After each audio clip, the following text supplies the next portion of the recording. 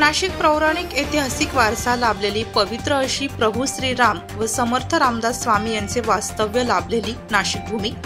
नाशिक जवळील तीर्थक्षेत्र टाकळी या ठिकाणी समर्थ रामदास स्वामी यांनी तीर्थक्षेत्र टाकळी येथील नंदिनी नदी पात्रात 12 वर्ष गायत्री मंत्र आणि रामनाम मंत्र ही साधना नंदिनी नदी पात्रामध्ये कमरेभर पाण्यात उभे राहून केली। टाकळी परिसरातील पूर्वी नितळ असणारी नंदिनी नदीमध्ये आज गटारीचे पाणी महानगरपालिकेने सोडले असून हे गटारीचे घाण पाणी दुसरीकडे सोडून तीर्थक्षेत्र टाकळी नदीपात्र स्वच्छ करावे अशी मागणी नागरिक करत आहेत। याबाबत अधिक माहिती नाशिक लोकशाही न्यूज वृत्तवाहिनीशी बोलताना शैलेंद्र रहाळकर आणि निसर्ग सेवक समिती अध्यक्ष अमित कुलकर्णी आणि नागरिकांनी दिली। नमस्कार, मी शैलेंद्र रहाळकर, राहणार नाशिक।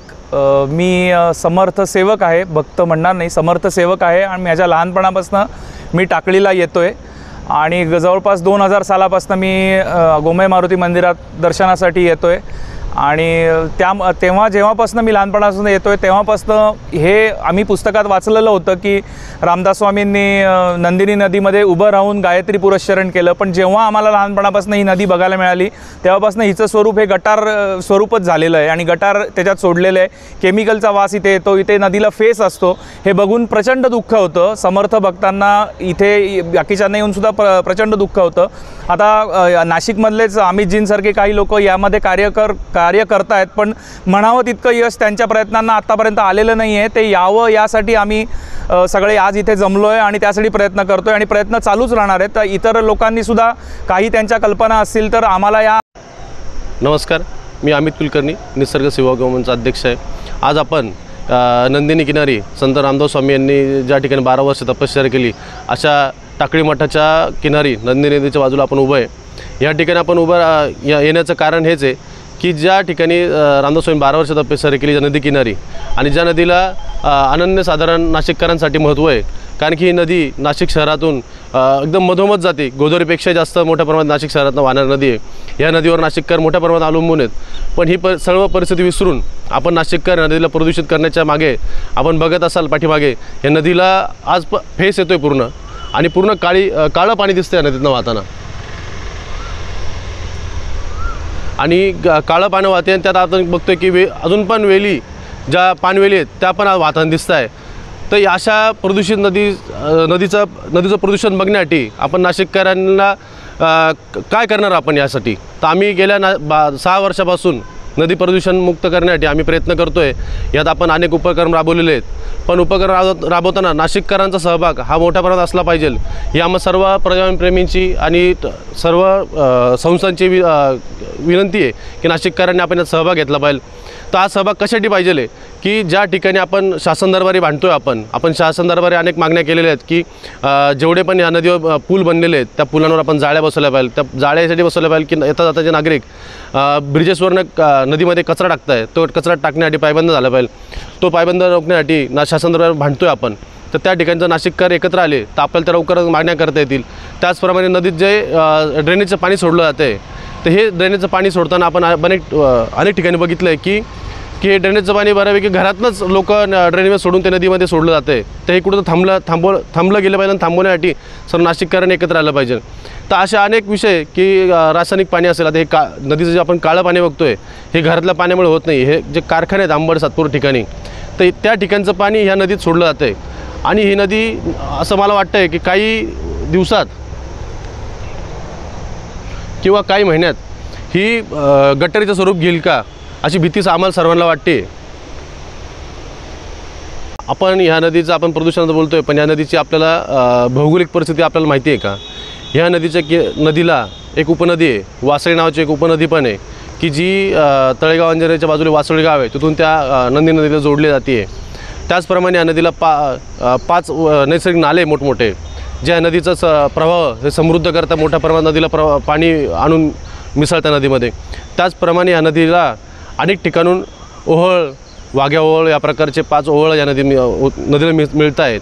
अनेक चिऱ्या असतील ह्या नदीमध्ये आहेत। या नदीचा जो आपण बघितलं, ह्या नदीचा जे गोदावरीचं पाणी आणि या नदीच्या पाण्यात फरक काय आहे? तर गोदावरीचं पाणी हे क्षारयुक्त आहे आणि ह्या नंदिनी नदीचं पाणी जे पूर्वी जेव्हा स्वच्छ होती त्यावेळेस हे पाणी गोड पाणी होतं, म्हणून रामदास स्वामींनी या नदीची निवड केली होती।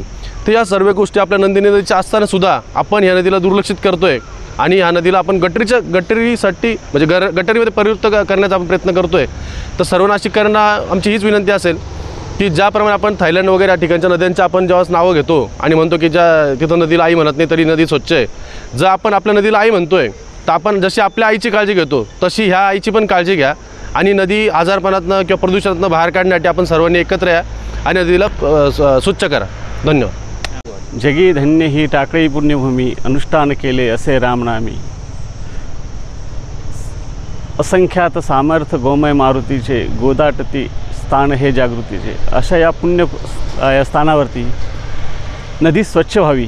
समर्थांनी हा परिसर एकदम स्वच्छ सुंदर होता म्हणून इथं तपासणी जागा निवडली होती आणि आज त्याची काय असे हाल झालेले आहेत। तर हा म्हणजे नदी न होता नाला झालेला आहे।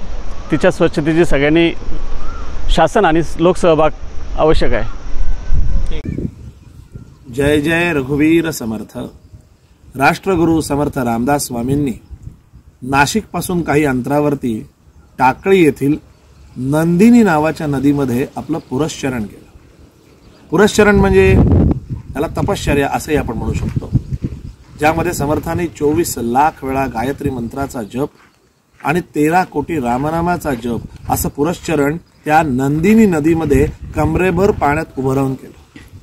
साधारण ब्राह्ममुहूर्ताला समर्थ उठायचे आणि मग आधी सूर्यनमस्काराचं त्यांचं अनुष्ठान झाल्यानंतर सूर्योदयाच्या वेळेला समर्थ सूर्याला अर्घ्य देत जे गायत्री मंत्राच्या पुरश्चरणाला सुरुवात करायचे ते सूर्य माध्यान्नीला येईपर्यंत त्या नंदिनी नदीमध्येच समर्थ उभे राहायचे।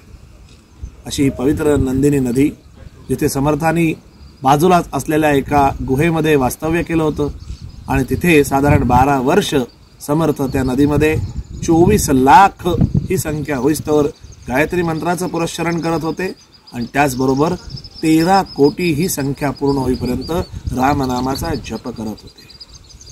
अर्ध्या म्हणजे साधारण कमरेभर पाण्यात उभं राहिल्यामुळं समर्थांचं खालचं अर्ध अंग हे बऱ्यापैकी पांढरं झालं होतं। समर्थांनी नदीत उभं राहून केल्यामुळे माशांनी देखील काही खालचा कातड्याचा भाग काढला असल्यामुळे समर्थांचं अंग 12 वर्ष हे तिथे उभं राहिल्यामुळे पांढरं पडलं होतं। शिष्याने त्यांना विचारलं तेव्हा त्यांनी सांगितलं नंदिनी नदीमध्ये मी हे पुरश्चरण करीत होतो।